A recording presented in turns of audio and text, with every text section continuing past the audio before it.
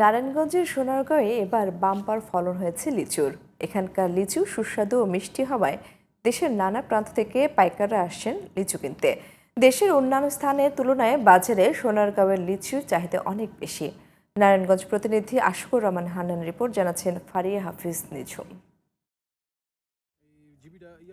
নারায়ণগঞ্জের সোনারগাঁও উপজেলার ৮৫টি গ্রামে ছোট বড় মিলিয়ে প্রায় ২৮২টি বাগানে লিচুর চাষ হয়েছে।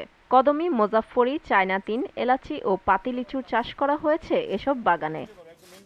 প্রতি বছর এখানকার প্রতিটি বাগান থেকে ৩-৪ লাখ টাকার লিচু বিক্রি করছেন চাষিরা।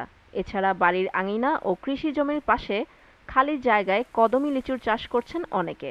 আর এবছর ফলন যে বাগানে মুকুল আসছে সব বাগানে মোটামুটি ইনশাল্লাহ ভালো মাল হয়েছে।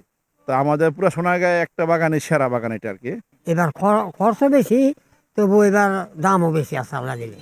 সারা বাংলাদেশের ভিতরে সোনারগাঁয়ের লিচুই আগে আসে, তার জন্য বিভিন্ন জায়গা থেকে এখানে পর্যটক আসে, ঘুরে তারা আমরা বিক্রি করি। অন্য জায়গার তুলনায় সোনারগাঁওয়ের লিচু সবার আগে বাজারে আসায় এর চাহিদাও বেশি। তবে লিচু চাষে খরচ বেশি হলেও ফলন ভালো হওয়ায় খুশি চাষিরা।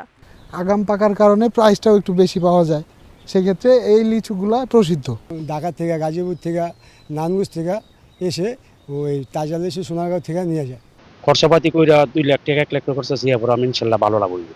লিচু বিক্রি করে চাষিরা লাভবান হবে বলে আশা সোনারগাঁও উপজেলা কৃষি বিভাগের। আমাদের এখানে এবার আমরা সম্ভাব্য উৎপাদন ধরেছি 720 মেট্রিক টন। সোনারগাঁতে 85টি গ্রামে আমাদের লিচু আবাদ হচ্ছে। তো আমরা একটা হিসাব করে দেখেছি এবার আমাদের সোনারগাঁয়ে 6 থেকে 7 কোটি টাকার একটি বাজার তৈরি হবে লিচুর। এবছর এই উপজেলায় 110 হেক্টর জমিতে লিচুর উৎপাদন লক্ষ্যমাত্রা ধরা হয়েছে 720 মেট্রিক টন। ফারিয়া হাফিজ নিঝুম, জিটিভি নিউজ।